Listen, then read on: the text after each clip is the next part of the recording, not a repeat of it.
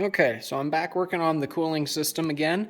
I took the stock fan and shroud out and I put in an electric fan.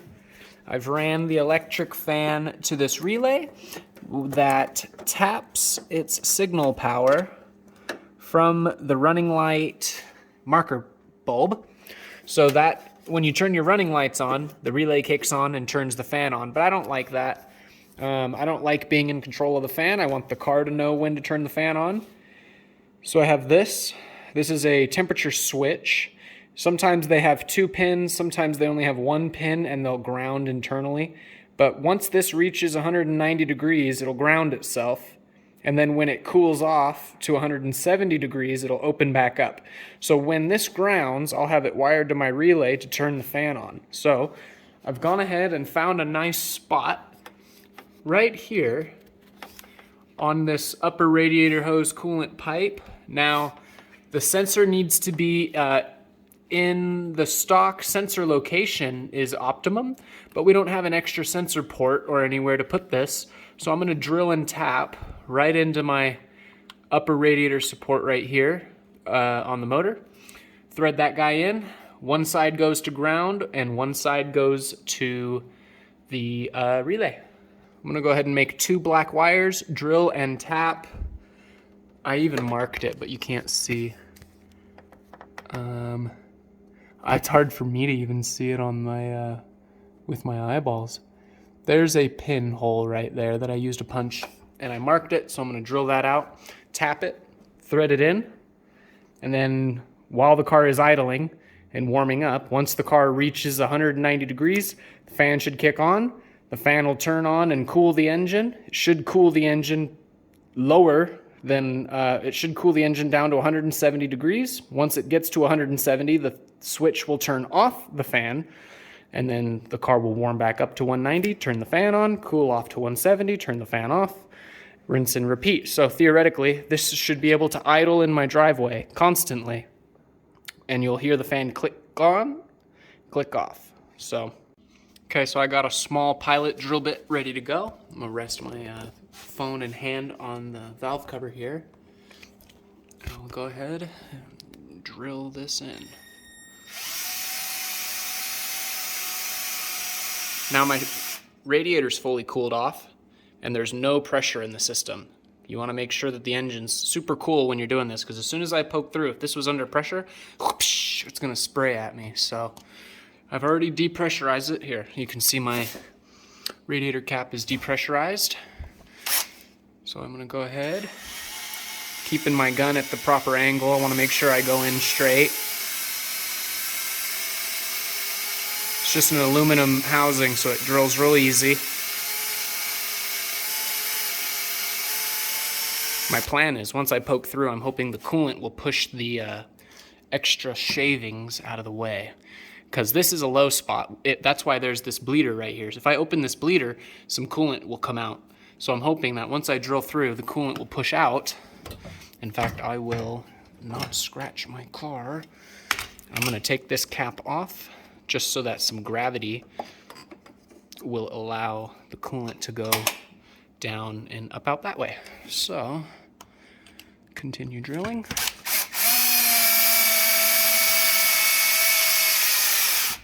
Almost through.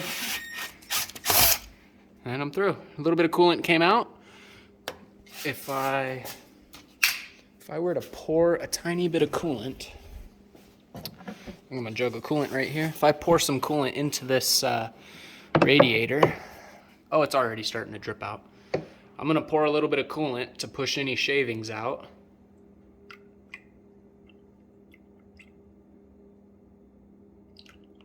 Okay, there it goes. All right, now over here, I've taken a spare piece of aluminum that I have. This is an old crash bar off of like a 350Z that I cut up, and I just use them as spare pieces. But I have my 1/8 inch NPT tap. That's the correct size for my Thermo switch. I went online and I Googled what size drill bit to use. All the information's available online. You go ahead and use it. So I Googled what size drill bit, and they're telling me it's a Q. I have a special machinist tool bit set. This is a machinist drill bit set. So we have standard sizes over here, we have numerical sizes here, and then we have lettered sizes on this side. I think it said it was either, they gave me a couple options. They gave me a fractional option and they gave me a numeric lettered option. I went with the lettered option because I have it available. They said it was drill bit size Q. So there's my Q drill bit. Okay. And so what I did was I went and I drilled my test piece of aluminum and I tapped my test piece of aluminum to make sure the drill bit was the right size. And I ran my sensor in until the sensor fit. All works well. I'm gonna go ahead and swap out my drill bits and start drilling the hole bigger on the car.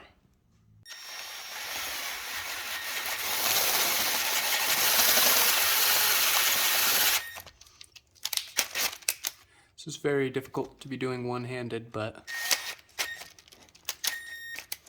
I'm gonna set the phone down for a second. Okay, gone ahead and got that hole biggened out. So I've got my, let's see, where's my little values? There we go. 1/8 inch 27 NPT. It says drill 5/16. Oh, okay. So maybe this even has the suggested drill bit size on it. But I went ahead and Googled it anyway. So now, looks like it fits pretty good. I'm gonna go ahead and start tapping this. I'm not gonna hold the camera doing this because I need to make sure that this tap is going in perfectly straight, not crooked. So I'm gonna go ahead and tap this and I will pick the camera back up when I'm done. All right, got my tap halfway started. I like to do about 2 turns of cutting action before and then I like to start, and then I like to back it out. It's all about how it feels. Numbers don't matter. You can go a 1/4 turn at a time as long as if it's feeling tight, don't keep going. You're gonna break the tap off. I've done it plenty of times. Enough times to not do it again. So, go ahead and give it a couple turns turning action. Then we'll give it a couple turns of some cleaning action, going backwards. Okay. Now I am using a ratchet. I don't suggest using a ratchet. I've tapped enough. I've used taps plenty of times. I've done them enough to know not to put any lateral force on them, but it's very easy to put lateral force on a tap, especially when you're using a ratchet system like this. So if you have a T-handle, it's best to use a T-handle. My T-handle doesn't fit this tap, but luckily this 10mm socket does. So just running her all the way down. It's pretty much finished.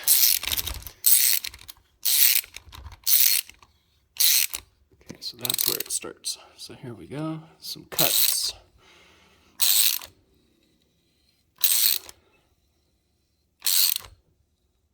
Okay, and I'll back it out.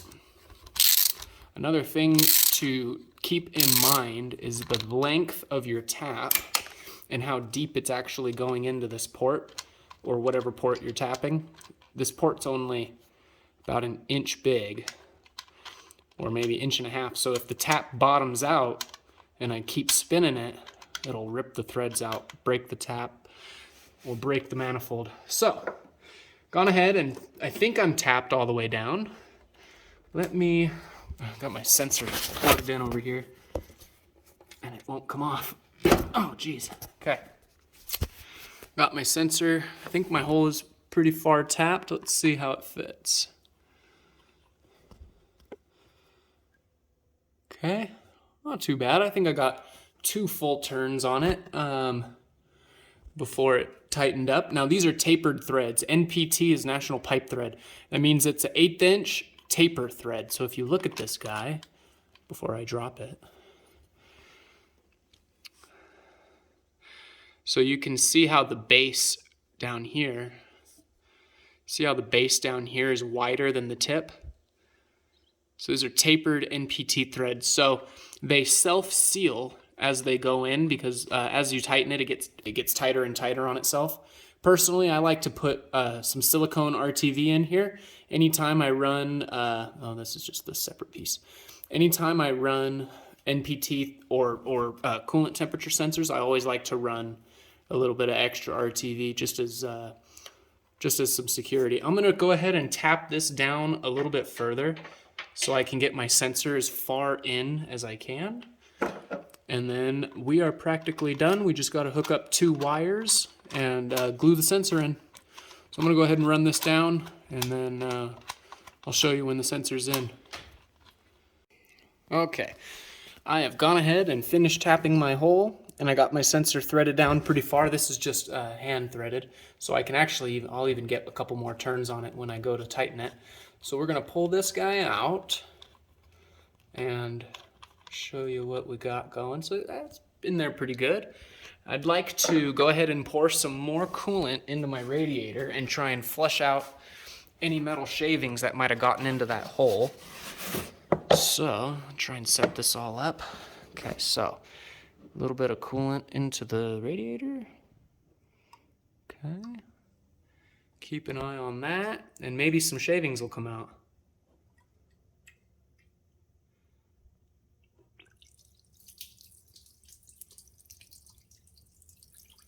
I'm gonna flush a little bit of it out just to be sure.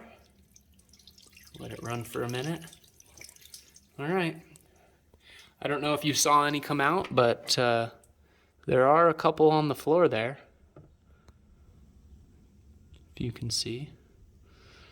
So hopefully we don't have any shavings left in the motor, and did a pretty good job there. Another tip you can do is, maybe this works. There we go. So another tip you can do is you can fill the voids. You can just dip this guy in some red bearing grease, some real thick, greasy, lubey grease. And when you thread this in, it'll do 2 things. One, you want to make sure you're lubricating your taps when you're tapping. The coolant worked as a good lubricant. The coolant worked as a good lubricant for me when I tapped this hole, because I left the whole system full of coolant. Otherwise, you want to use WD-40 or a tapping fluid. When you coat the threads in a grease, they lubricate the threads for cutting, and they'll also trap any shavings in these grooves right here. These are called flutes. So we got 4 flutes on this tap and 4 cutting surfaces. So when you fill this thing full of grease and you're tapping it, the grease will trap those shavings down inside this groove. So then you pull the tap out, you clean the groove out, you re-grease it, and you run it back in, and that'll eliminate, well, it's not going to stop every single metal shaving, but it's going to catch most of the possible shavings that'll go into the motor. So we've gone ahead and flushed it out. It's looking good. I'm going to go ahead and glue my sensor in, and we're going to wire it up. Gone ahead and glued up my sensor. Now the tip right here, I've made sure not to get any glue on it, because that's the thermo surface that the coolant is going to be transferring its heat into. So we don't want to put any silicone on the tip here, because once that goes into the coolant galley, if that has any silicone on it, it could askew the readings of this sensor. So I've just got it on the threads, and I went ahead and I lowered the coolant level slightly. So the coolant level is lower than the threads. It's not dripping out or anything like that. And I went and I used brake cleaner to clean any leftover coolant residue so that there's no slippery, it's just so that the glue seals. If there was coolant or oil on the surface, this glue probably wouldn't stick too good. So now we have a clean sensor, clean thread hole that we're going into, a little bit of glue on our threads. Screw this guy in. And then I'll tighten it up.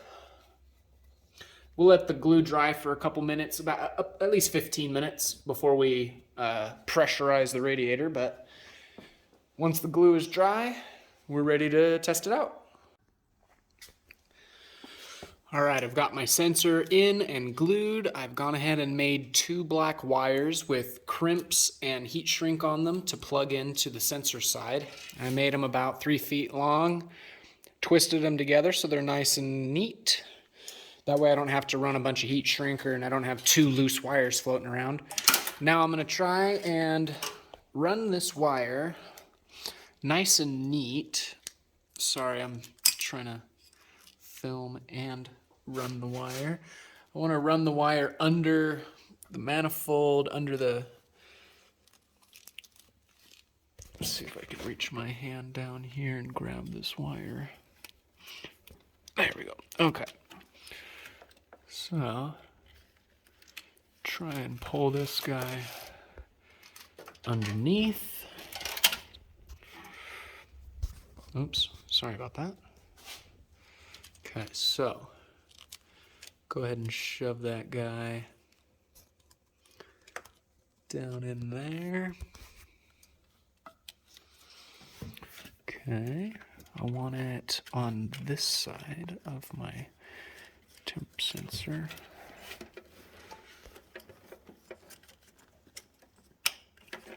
Okay. Okay, so tuck the wire down underneath. It's not gonna get in the way of anything. I'll zip tie it to something to make sure that it's not loose.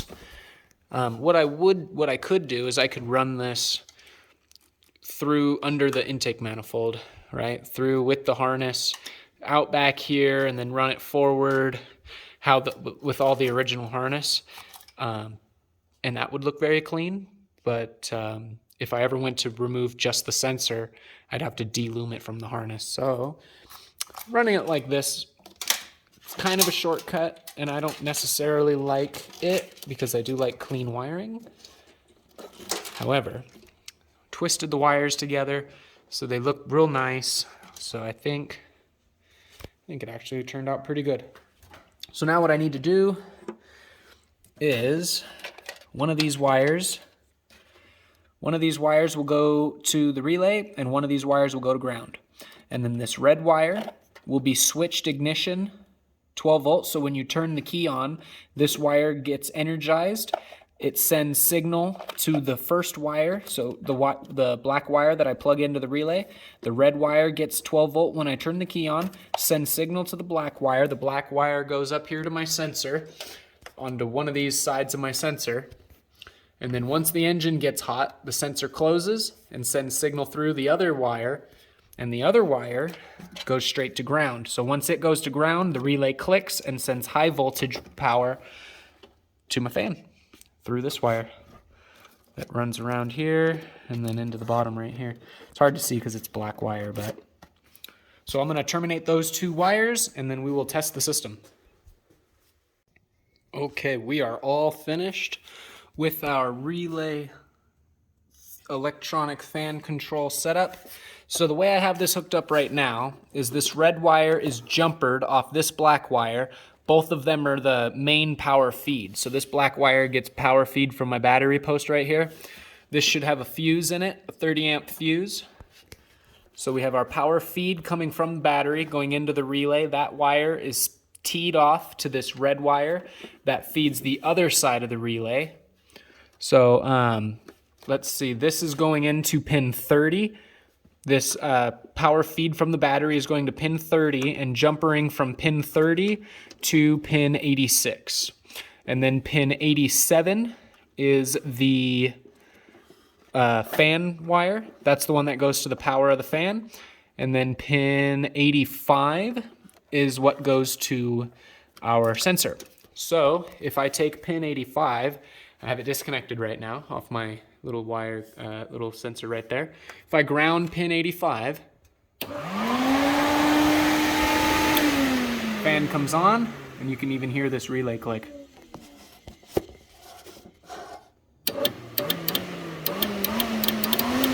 Okay, so me pushing this wire to ground is simulating the sensor operating. So plug it back in now. And I will fire the car up, let it idle, and at some point the fan should come on. And then the fan will turn itself off, and we are in business. So now I'm going to let the car warm up and check for the fan function, make sure it works. All right, that's gonna do it for this one, you guys. Unfortunately, I lost the footage of the car idling with the fan coming on and off, but it does work really well. Please like, comment, subscribe, and I will see you in the next one. Peace.